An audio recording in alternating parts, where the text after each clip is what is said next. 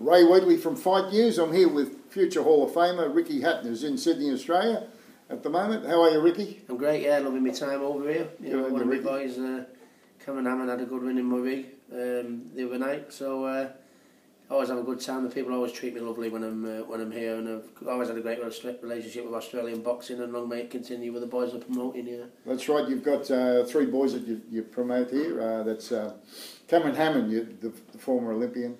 You've seen on Saturday night. He boxed very well. He did box very well. It was a good learning fight. The fellow he fought was from Argentina, very unorthodox. Alfredo Blanco? Yeah, very unorthodox, very tricky. Bit of an awkward style, and it's probably a style that Cameron's not faced in his career. He won it pretty clear cut for me. He won every round, but it's one of them fights that we all need, in our career to go through, that we learn from. If you have every fight that runs your own way and runs really smooth, we never improve. And I think that's a fight that Cameron, even though he won and looked really good in it and improved, if it's a fight that I think he'll improve massively from, because you've got to go through all these different styles of opponents. Right. And yeah, I was very proud of him. It was a good night. When do you think you'll be ready to fight a world class opponent? So obviously it's the thing is about promoting, I think, is timing. Is you keep him at the level, and the minute he starts shining at that level, then you move him on that little bit more. But yeah, his ability is without doubt in question. He still has a little bit of that amateur, style. Well, he needs to learn that little bit of infighting. I mean, don't get me wrong. I mean, when Cameron fights, if we can keep it at a distance for 100% of the fight, then brilliant. But as we know, that's not always the case. Sometimes you're going to have to fight up in close. And that's probably a side of his game that he's got to learn a little bit. So bearing that in mind, he's making great progress. He's up at championship level after only 10 fights. So he is making good progress. But it's all making the right moves at the right time. He's got time on his side. Yeah, absolutely.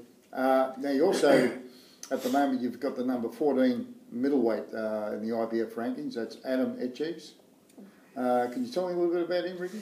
Yeah, Adam is really a fan's favourite fighter. Very big puncher, very aggressive. And again, we've got to take our time with Adam, because he's a little bit on the raw side, and as he's gone on, he's started to learn the finesse about the game. A little bit more movement. His early fights, which although it was good for the fans, everything was a haymaker. And he's learned to disguise the fact that the big shots a little bit more now, and he's added a little bit more finesse to his game. So. But yeah, he's very exciting. He's what we all turn up to watch boxing for. He's on the front foot. He's very exciting. He's a big puncher, and the big key with Adam is he's so aggressively minded. Is to keep him, to hold him back. But unbeaten in 16 fights. Unbeaten in 16 fights. He's amateur background. Didn't really have that much of amateur background. He used to be a doorman, to be honest. So I think that's where he learned most of his fighting. Fighting skills. But good kid. Good kid, and. He's had a more fights than Cameron say, so it's been a little bit of a more longer process. But I think we're only just away from giving him that little test that he needs up at maybe domestic level, championship level back in the UK. So yeah, but he's looking well. Yeah, you're a good stable. Now, could we talk a little bit about your career? Absolutely. 45 wins, 3 losses as a professional. You held the IBF Junior Welterweight title on 2 occasions. You were WBA Junior Welterweight champion, also WBA Welterweight champion, and also long-time WBU champion. You fought 8 world champions and defeated 8 world champions. That's Freddie Pendleton, Luis Collazo, Kostya Tszyu, Vince Phillips. Carlos Mauser, Juan Urango, Jose Castillo. Now, reflecting back on all those great fighters that you fought, Ricky, what fight stands out as your greatest achievement? What victory? The greatest achievement was the Kostya Tszyu win. At the time, Kostya was formidable champion, probably one of the best light welterweights of all time, probably the best Russian boxer there's ever been, in my opinion. Yeah. But he was ranked number 2, pound for pound at the time, and the undisputed champion, universally recognised. So that was, and he's still talked about in England as one of the greatest wins in the British boxing ring, really. So when I first laced my gloves on as a 10-year-old, I never thought that was going to happen, but. And the fact that nobody really gave me a chance, it was everyone thought with my style I'd come in there 100 miles an hour and Kostya walk me onto that big right hand and that would be that. But we had a game plan because it was so 100 mile an hour. It didn't look like I did have one, but I did have a game plan to stay close so he couldn't get that big right hand in on me. But yeah, 20,000 people in Manchester at 2 o'clock in the morning to coincide with the American, TV. But yeah, I would say that was my greatest win. Yeah. At the moment, we've got Floyd Mayweather Jr. just recently fought a very close fight with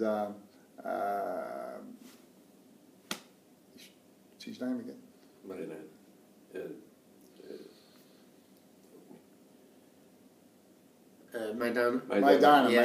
Yeah. Do you think it's all coming to an end for Floyd Mayweather? Do you think Father Time's catching up? It could, it could be. It's always the case. I mean, Floyd Mayweather is a complete opposite to me in many ways. He he was a pure athlete. He looked after his body. He dedicated himself. The art of boxing is to hit and not get hit, and that's what Floyd gets off to a T. So everyone's entitled to a bad performance. When you look at Floyd's career, in these last so many fights, how many bad performances he actually Not had? really, yeah. I would say the only one that he didn't really shine in was probably when he fought Zab Judah, and that was over 10 years ago. I think we've got to just look back. That's always the case. A fighter can always lose it. In one fight, it can just go overnight. Yeah. But everyone's entitled to one bad night. But Maidana really, he's a big puncher. If he hits you, he'll knock you out. But he's not got faster feet. He's not got fast hands. He hasn't got great boxing ability. He was the last one you'd expect to give Floyd problems, to be honest with you. But it could be time. He's one of those guys. Yeah, it could be time up for Floyd. He might be slipping a little bit, but I think we've got to give the man the credit he deserves and say, listen, you've not had too many bad nights. We'll give you that one, but I think there'll be a lot of close eyes on his next one. How he performs, which is September the 13th. He fights Maidana again. Yeah. Manny Pacquiao has come back very well from his knockout loss to Marquez.